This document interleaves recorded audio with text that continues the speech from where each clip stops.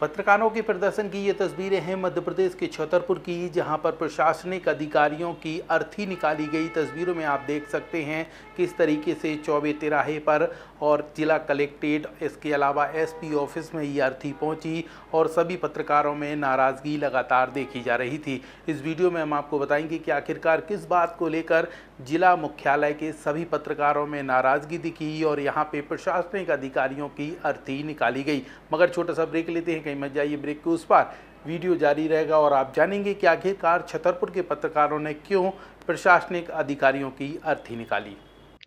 आपके बच्चों के सुनहरे भविष्य के लिए Vatsalya day boarding under aegis of doctor KN memorial senior secondary public school Chhatarpur Madhya Pradesh affiliated to CBSE new Delhi. आपके बच्चों को मिलेंगे आधुनिक शिक्षा के साथ भारतीय संस्कार, personality development, digital smart class, experience faculty, art, music, dance एवं yoga classes, well equipped levels and library.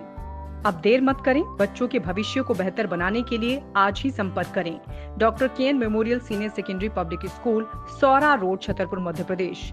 एक बार विद्यालय कैंपस का विजिट अवश्य करें। ब्रेक के बाद एक बार फिर आप सभी दर्शकों का स्वागत है। वरदान एक्सप्रेस के इस वीडियो में हम बात कर रहे हैं छतरपुर की, जहां पर पत्रकार नाराज हैं और प्रशासनिक अधिकारियों के खिलाफ यहां पर सड़क पर उतरकर प्रदर्शन किया गया। उसके पीछे की वजह यह है कि एमआरपी और एमएसपी से ज़्यादा कीमत पर शराब बेची जा रही है दुकानों से, जिसको लेकर पत्रकार लगातार विरोध कर रहे थे। इसी के तहत बिजावर के पत्रकार राकेश राय ने कवरेज किया तो यहाँ पे शराब माफियाओं ने और दुकान संचालकों ने उनके साथ बेरहमी से मारपीट कर दी।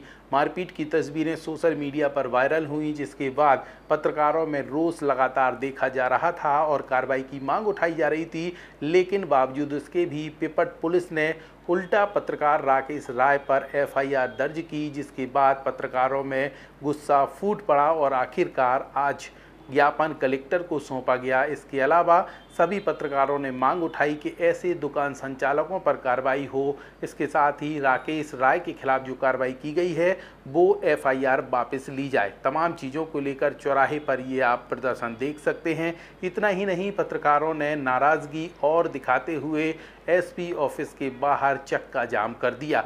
पहले एसपी को ज्ञापन देने पहुंचे, लेकिन एसपी साहब बाहर नहीं निकले तो यहाँ पे गुस्सा और पत्रकारों का फूट पड़ा और सड़क पर चक्का जाम कर दिया, जिसके बाद यहाँ पे अधिकारी बाहर आए और आखिरकार उनका ज्ञापन लिया, बात समझी और कार्रवाई का भरोसा दिया। इस दौरान यहाँ पर जो पीड़ित राकेश राय पत्रकार हैं, उन्होंने मीडिया के कैमरे पर क्या कहा, सुन लीजिए। कार्यक्रम से बाजार क्यों जा रहा था, तभी पेपट की एक दुकान है, शराब दुकान, वहाँ पे विवाद चल रहा था। तो मैंने पूछा भैया क्या हो रहा है, विवाद क्यों हो रहा है? तो बोले भाई साहब ये ओवर रेट शराब बेच रहे हैं। तो मैंने कहा, मैंने मोबाइल लगाया था, मैंने वीडियो बनाई, मैंने क्यों, कितने का क्वार्टर है ये? तो बोले 150 का। तो मैंने कहा तो कौन सा क्वार्टर दिखाओ जरा, एमआरपी कितनी है? तो फिर बोले रुक जा भैया, मैं आपको रेट कंफर्म करके बताता हूँ। मैंने कहा ठीक है। तो जो गद्दीदार है उसने वहाँ पर फ़ोन लगाया है यहाँ पे बिजावर में, तो उनको जो शराब माफिया जितने लोग हैं तो सारे गाड़ी भर के आ गए हैं। तो गाड़ी भर के जैसे ही आते हैं तो तत्काल मेरा मोबाइल छुड़ाते हैं, उसके बाद मारपीट शुरू कर देते हैं बेरहमी से, लट्टे से। मोबाइल अभी भी उनके पास है, मोबाइल फोड़ दिया, ना ही मुझे सिम दी गई है। थाने से कब, थाने आप गए थे? पुलिस आई? नहीं, पुलिस आई थी मेरे थाने में। गद्दी वहाँ पे दुकान के अंदर उन्होंने डाल दिया था, जाली के अंदर, और अपने हाथ से उन्होंने बोतल फोड़ दी। बोले मैं फ़ोन लगाता हूँ। हाँ, उन्होंने वो छिड़की थी शराब, मुँह में डाल दी थी उन्हीं के द्वारा। जी, उन्हीं के द्वारा जी। फिर उसके बाद क्या हुआ? तो उसके बाद कुछ नहीं, वो पुलिस मुझे ले गई थी एमएलसी कराने के लिए। तो एमएलसी हुई, तो वो एमएलसी होने के बाद फिर मैं थाने पहुंचा, तो मैं एफआईआर कराना, तो मैंने सबके नाम रिपोर्ट कराई है। कितने लोग थे वो नाम? उसमें 5-6 लोग थे। उसके नाम जानते हैं? हाँ, सारे लोग बिजावर के हैं, वो सबके नाम मैंने पिताजी के नाम सब कुछ लिखाया था। लेकिन जो ज्ञान मुंशी है वहाँ पे, तो उसने वो पूरे नाम अलग करके एक कोहरा उसमें लिख दिया था, वहाँ भी अज्ञात कर दिए थे। तो उसी की ये लड़ाई है। कल मैंने एडी साहब को ये ज्ञापन दिया था कि जो जिन्होंने मारपीट की है उन पर मामला दर्ज किया जाए, मेरा मामला खत्म किया जाए। अगर वो दुकान थी किस नाम से थी?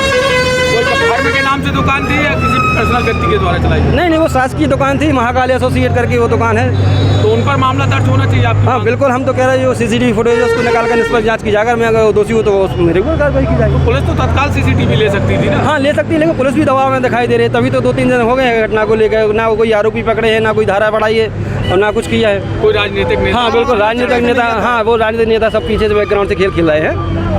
क्या लग रहा है अभी जैसे एसपी साहब? हाँ, जो एसपी साहब से मिले हैं, उन्होंने आश्वासन दिया है, जो ज्ञान मुंशी उन्होंने बताया कि वो सस्पेंड कर दिए है और वो जांच में लेके और धाराएं बढ़ाएंगे और खात्मा लगाएंगे। वो जो थाना प्रभारी उस पर क्या मामले?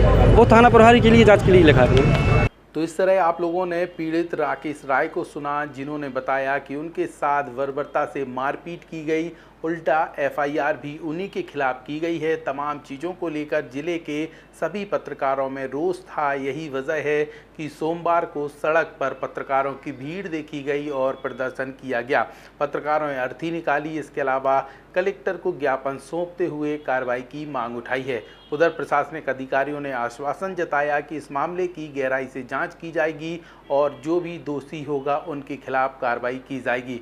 पत्रकारों ने कहा कि पिपट थाना प्रभारी और मुंशी पर भी कार्रवाई की जाए। अब देखना यह होगा कि इस पूरे मामले को लेकर वरिष्ठ अधिकारी क्या कार्रवाई करते हैं। वरदान एक्सप्रेस के लिए ये थी अंगद यादव और प्रदीप सिंह की रिपोर्ट।